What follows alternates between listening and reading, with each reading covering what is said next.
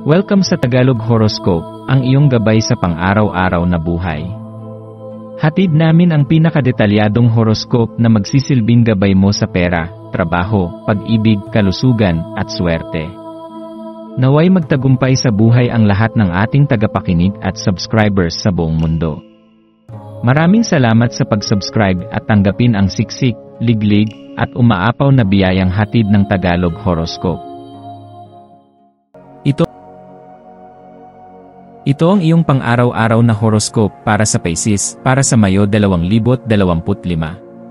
Sa kaakit-akit na araw ng Biyernes, Mayo 2, ang iyong likas na alindog ay mas malakas kaysa sa karaniwan, para bang ang buong kosmos ay yumakap sa iyo gamit ang kumikislap na belo ng mga pangarap.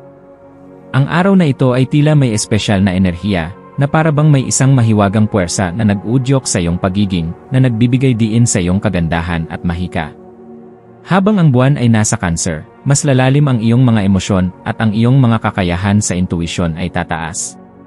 Hindi mo kailangang magmadali o mag-isip ng sobra, ngunit hayaang magpahinga at tanggapin ang mga damdamin at karanasan na darating sa iyo.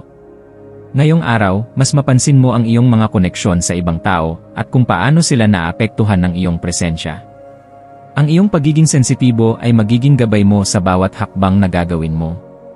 Habang ikaw ay patuloy na dumadaan sa mga gawain mo ngayong araw, magnilay-nilay sa misteryosong alindog na bumabalot sa iyo at kung paano ito nakakaapekto sa iyong mga relasyon at ugnayan. Ang iyong likas na karisma ay tumatawag sa iyo, na nagtutulak sa iyong pagpapakita ng iyong mga talento at katangian na nagtatangi sa iyo mula sa iba. Ang iyong tiwala ay magaan at natural, kaya't hindi mo na kailangang magsikap upang maging buo.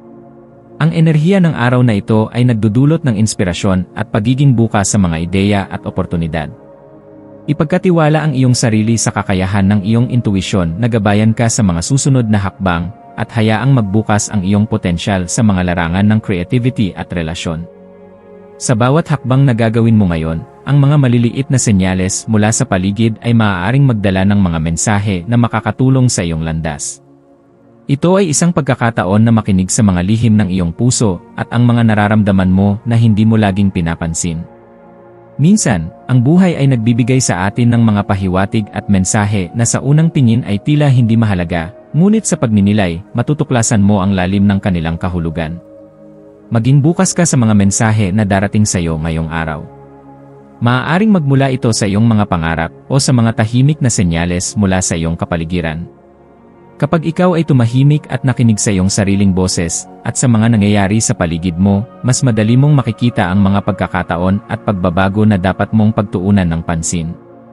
Habang ang buwan ay nagpapalakas ng iyong likas na kakayahan sa empatya at pangunawa, maglaan ng oras upang magnilay-nilay at kilalanin ang iyong mga damdamin at ang iyong koneksyon sa mga tao sa iyong paligid.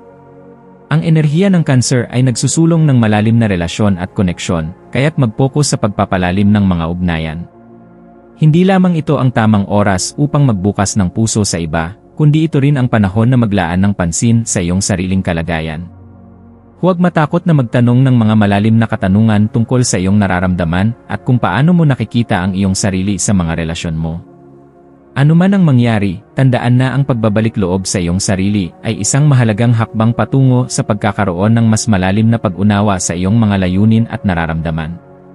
Iwasan ang anumang panggigipit o pagmamadali, at bagkus, tamasahin ang araw na ito ng may buong pagpapahalaga sa kasalukuyan. Pansinin ang mga maliliit na detalye na sa unang tingin ay hindi mo mabibigyan ng pansin, ngunit ang mga ito ay may malalim na kahulugan sa iyong landas. Maaaring magbukas ang iyong mga mata sa mga pagkakataon na mas mapapansin mong na ang bawat hakbang ay isang hakbang patungo sa personal na paglago. Habang ang enerhiya ng araw ay nagsusulong ng pagiging maligaya at may tiwala sa sarili, tandaan na hindi laging madali ang lahat ng pagbabago.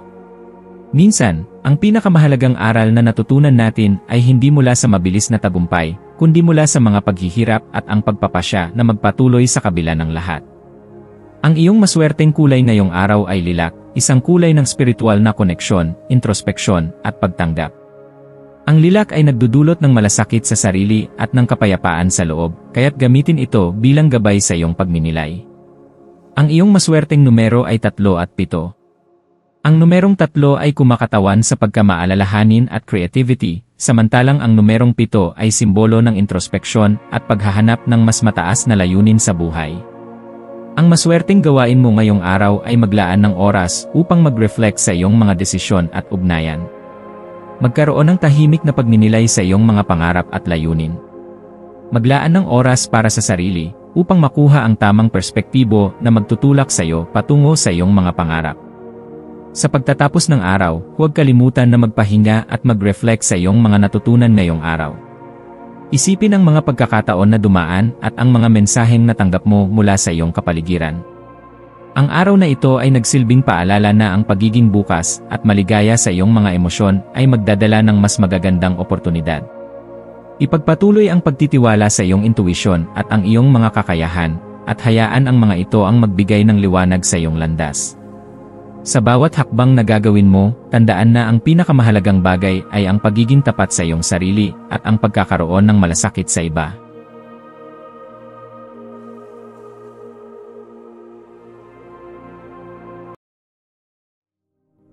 Tayo ay magkaroon ng kaunting sandali upang ipagdasal ang lahat ng mga dalangin ng ating mga subscribers, na sana'y matamo nila ang kanilang mga pinapangarap sa buhay, magandang trabaho, mabuting kalusugan, payapa at masayang pamumuhay, at siksik, liglig at umaapaw na biyaya at kayamanan. Ipinagdarasal namin ng mataimtim ang lahat ng mga komento sa nakaraang video, at hinihiling namin, Panginoon, na pagpalain mo ang ating mga subscribers ng masayang buhay sa mundong ibabaw. Maraming salamat po. Maraming salamat sa panonood ng iyong horoscope ngayon araw. Naway gabayan ka ng mga bituin sa iyong landas. Huwag kalimutang mag-like, share, at subscribe para sa iba pang cosmic na kaalaman. Hanggang sa muli, manatiling konektado sa universo.